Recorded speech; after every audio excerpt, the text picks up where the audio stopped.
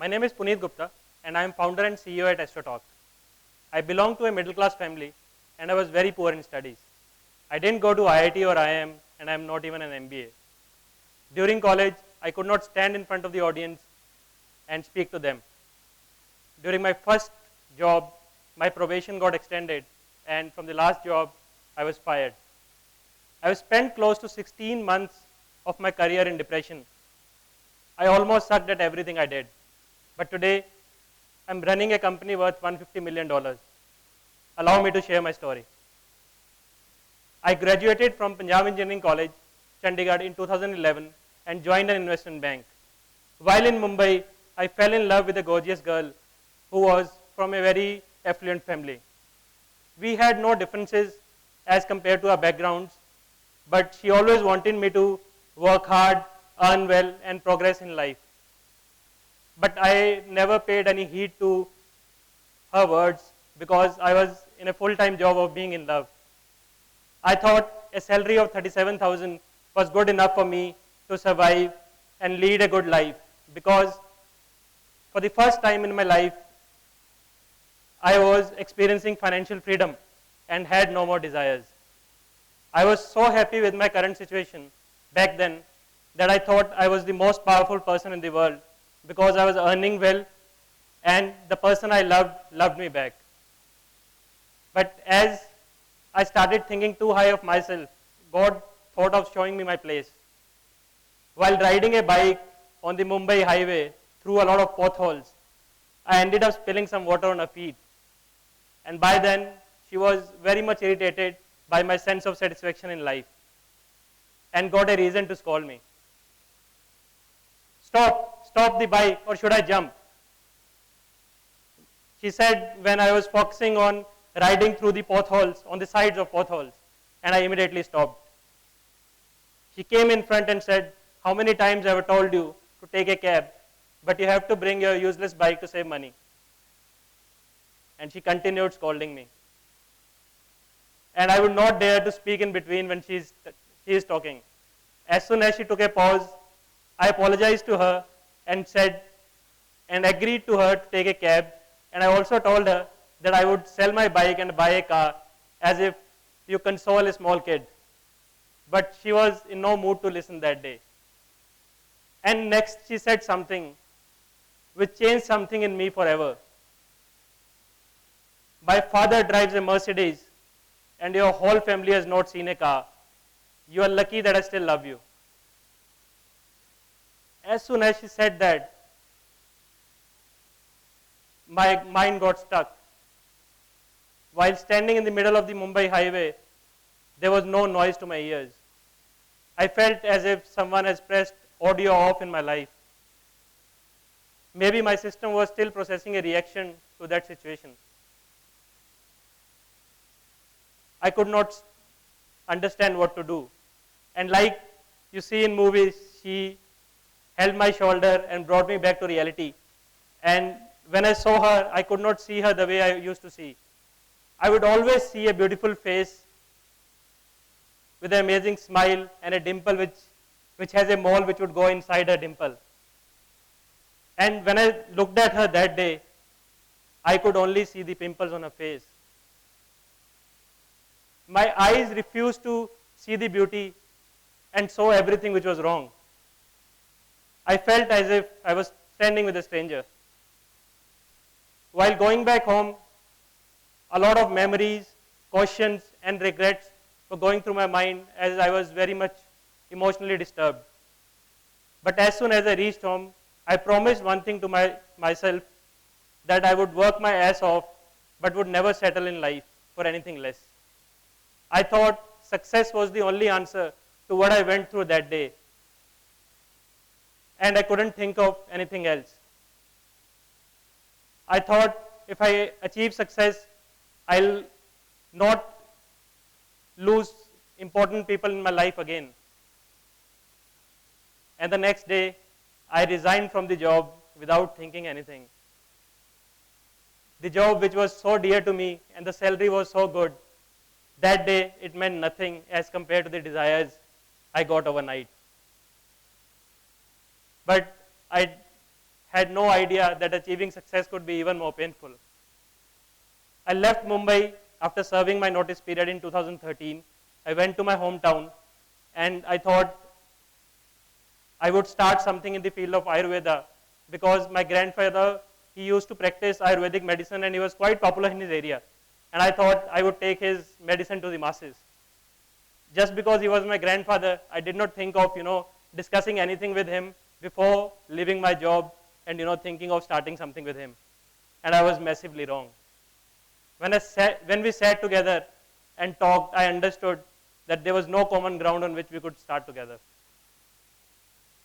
So after that, I made a few desperate attempts to start something, but nothing worked out.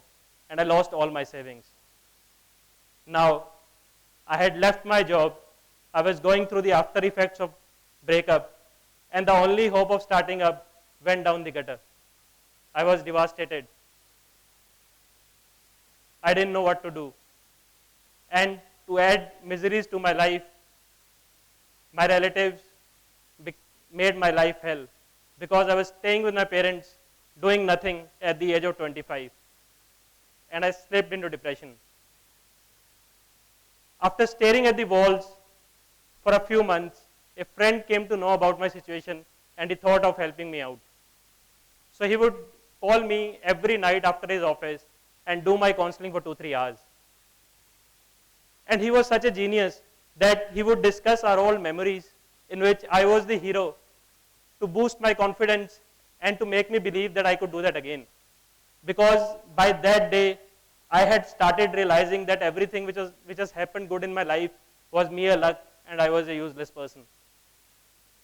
And after a few weeks of counseling, he kind of convinced me to try looking for a job. Now, I had a huge gap in my CV and none of the corporate companies would shortlist my CV. But again, we kept trying and I got a temporary job offer from a startup which agreed to give me half of my previous month's salary and I happily accepted. But the condition was I had to reach Mumbai the next day by a flight. And they told me that they'll reimburse the money. Now before leaving home, I had 17,000 rupees in my account. And I spent 11,000 rupees on that flight and I had only 6,000 rupees when I reached Mumbai. When I reached the company, before greeting anyone, I went directly to the HR and I asked for my money. And she said, you are an experienced person, you know that reimbursement comes along with the salary. It is not given on the first day. And I was again devastated. And while having lunch, an employee told me that the salaries are always delayed. Then I knew I could not survive in Mumbai with 6,000 and indefinite time period. So I decided to eat cheap food and stay at a cheap place. A friend suggested that I could stay at his friend's place. And when I went there, there were already too many people in that house and there was no extra bedding. Typical Mumbai, So I found a small place and I started sleeping on the floor. And I made my shirt my pillow. In the morning, the startup would offer a cup of coffee. And I would add half cup of sugar in that so that I don't feel hungry and I can skip breakfast. For lunch, I found this amazing place where all the laborers used to eat and that guy used to serve 5 puris with unlimited vegetable for rupees 15. And that was my wholesome meal. And for dinner, I would have a glass of milk because since childhood, my mother told me that having a glass of milk is very important. Believe me or not, at that time, I was highly motivated because I very much, I knew that it could not get worse from there and happy days had to come. Living like a broke for a month, I finally got a job from another investment bank and I was very happy that day. I thought of treating myself. So I went to a roadside dhaba and spent 135 rupees on my dinner. And till date, I've never felt spending more lavishly than I had spent on that night with 135 rupees. I could not compare that, that lavishness with spending money on a 5-star hotel today. But getting a job was not the goal. It was just a milestone to get back my emotional state back and earn some money again to start another startup. I worked there for around 9 months, quit my job, got together with a friend to start a product. We thought we will raise some funds from a VC for this product. And once we started talking to a VC, he showed a lot of interest and promised an investment. But with some conditions that we have to do some changes in the app before he could invest something. And we spent 6 months serving to his tantrums. And after 6 months, he said he could not put anything into our product because we failed to acquire customers. And we were just doing whatever he was telling all that time. And I was again on the verge of another bankruptcy. Fortunately, a few of our friends liked our product, not as a customer, but they wanted us to build something similar to that.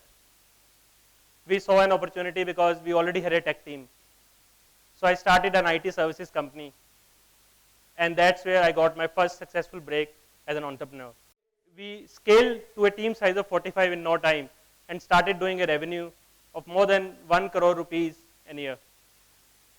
Doing that for around 2 years, I pivoted the entire business to a product in the field of astrology. I struggled for another year to acquire a product market fit and become profitable. But once we achieved that thing, we have been scaling like anything. Standing in front of you today, we are doing a revenue of 23 lakh rupees daily by serving 5,000 customers.